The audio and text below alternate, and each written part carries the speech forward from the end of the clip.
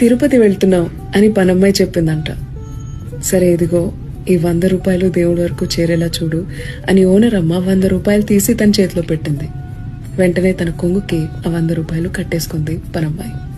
కుటుంబంతో సహా railway station reach అయిపోయింది తిరుపతికి ట్రైన్ ఎక్కడానికి.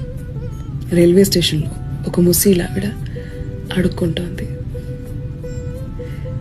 నేను తిని 3 రోజులైందమ్మా, డబ్బులేం వద్దమ్మా, కొంచెం అన్నం పెట్టించమ్మా అని ప్రాధేయపడింది.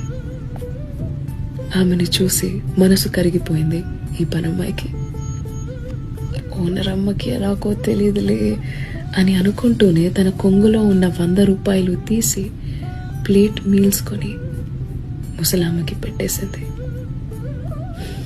ట్రైన్ ఎక్కేసింది. అదే సమయంలో నిద్రిస్తున్న ఓనరమ్మ కలలోకి సాక్షాత్తు శ్రీ వెంకటేశ్వర స్వామి దర్శనం ఇచ్చి, నువ్వు పంపిన 100 రూపాయలు నా వరకు చేరుకున్నాయి అని చెప్పారంట.